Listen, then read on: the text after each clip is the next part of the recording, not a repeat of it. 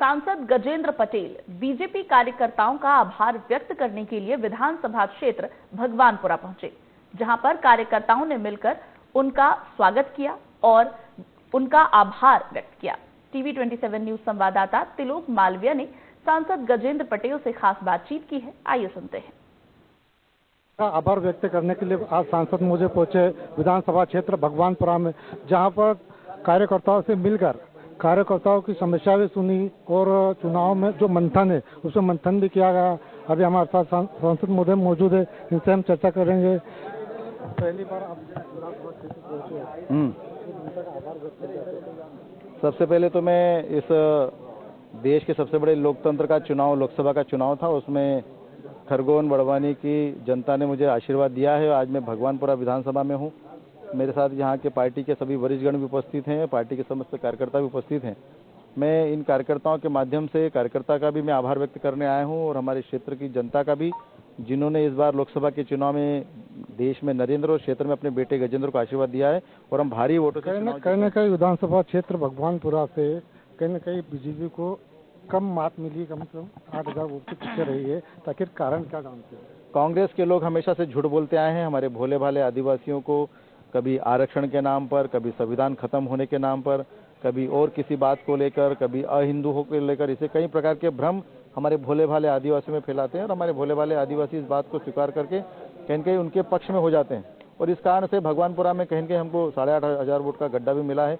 और निश्चित तौर पर मुझे मालूम है कि भगवानपुरा की हमारी भोली भाली जनता इनके झूठ को पहचान चुकी है और इस झूठ के पहचान को करने के बाद में अब जनता भी जाग चुकी है। आने वाले समय में देश के प्रधानमंत्री नरेंद्र मोदी जिस तरीके से काम कर रहे हैं, उस तरीके से जनता का बड़ा विश्वास देश के प्रधानमंत्री मोदी जी को है और इस विश्वास के आधार पर कार्यकर्ता सब लोग काम करेंगे। और आने वाले समय में कांग्रेस का इस झूठ का भ्रम, आरक्षण, संविधान खत्म को लेकर जो उन्होंने प्रचारित किया है, ये लोगों को सब जानकारी में आ रहा है। झूठ फैलाने का काम कांग्रेस के लोग करते हैं। इस कारण से भगवानपुरा में थोड़ा नुकसान हमको हुआ है, परंतु भगवानपुरा की जनता इतनी अच्छी है जो इन जैसे कांग्रेस के बहकावे में अब नहीं आने वाली।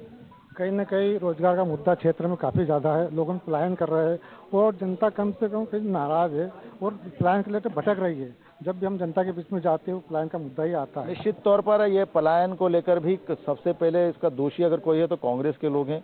देश की आज़ादी के 75 साल तक, 60 साल तक कांग्रेस की सरकार ने काम किया।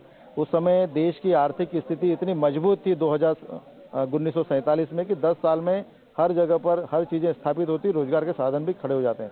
आप देख रहे हैं इस पलायन का भी अगर कोई दोषी है तो कांग्रेस के लोग हैं। 60 साल तक उन्हें कोई रोजगार स्थापित नहीं करे। जब जब मध्य प्रदेश में और देश में भारतीय जनता पार्टी की सरकार रही, तभी नए इंफ्रास्ट्रक्चर खड़े हुए हैं, रोजगार के साधन खड़े हुए, जहां पर लोग रोजगार के साधन खड़े करके काम शुरू कर रहे हैं। और अब ये विश्वास के तौर पर कि 10 सालों में देश के प्रधानमंत्री नरेंद्र मोदी जी ने आत्मनिर्भर भारत के साथ में आत्मनिर्भर गांव बनाने का संकल्प पूरा किया है। लोगों के घरों में, गांव में रोजगार के साधन धीरे उपलब्ध हो रहे हैं, आत्मनिर्भर खड़ा हो रहा है। और निश्चित तौर पर इस निर्माण के आधार पर युवा भी अब भारतीय जनता पार्टी की तरफ आशा भरी दृष्टि से देख रही है। इसलिए इस बार पुनः देश में तीसरी बार देश के प्रधानमंत्री नरेंद्र मोदी जी बने हैं। कहीं न कहीं मैं क्षेत्र की जनता की बात कर रहा हूँ, सिरवल क्षेत्र की बात कर रहा हूँ, जहाँ पर ग्रिड के लिए काफी समय से लोग परेशान हो, बिजली से बहुत दिक्कत हो रही है। कहीं न कहीं वो भी नाराज थे। निश्चित तौर पर ग्रिड की स्वीकृति भी हमने कराई, भारतीय जनता पार्टी ने कराई, जमीन भी हमने आवंटित कराई और कहीं न कहीं काम भी हम लोगों ने शुरू किया, परंतु कांग्रेस के लोगों ने उसमें भी रोड़ा अटकाने का काम किया। एनओसी नहीं मिले उस पर आपत्ति दर्ज करी। यहाँ के स्थानीय नेताओं ने कई प्रकार के प्रयास किए कि यहाँ पर ग्रिड नहीं बने, इसका लाभ भारतीय जनता पार्टी को मिलेगा। ये ग्रिड अगर रुका है तो कांग्रेस के कारण रुका है। डिजिटल इंडिया की बात करती है सरकार और कहीं के सिरवल क्षेत्र की बात करें हम तो डिजिटल क्षेत्र में काफी क्षेत्र पिछड़ा हुआ है। निश्चित तौर पर आप सब देख रहे हैं कि जगह जगह पर मोबाइल टावर खड़े हो रहे हैं। कांग्रेस कभी खड़े नहीं कर पाई इस 20 साल में, अभी हमने खड़े किए। अब जगह जगह कनेक्टिविटी मार्ग खड़े हो रहे हैं और ये कनेक्टिविटी होने से लोगों को सुविधाएं बढ़ेगी और इसलिए डिजिटल इंडिया के आधार पर डिजिटल ये क्षेत्र बनेगा। ये आने वाले समय में देखने को मिलेगा। हमारे साथ से सांसद महोदय गजेंद्र पटेल जी, जिन्होंने आश्वासन दिया है कि क्षेत्र में जल्द से जल्द जो भी निर्माण कार्य अधूरे पड़े वो होंगे। कैमरामैन विजय पाटिल के साथ तिलोक मालवीय, टीवी 27 भगवानपुरा।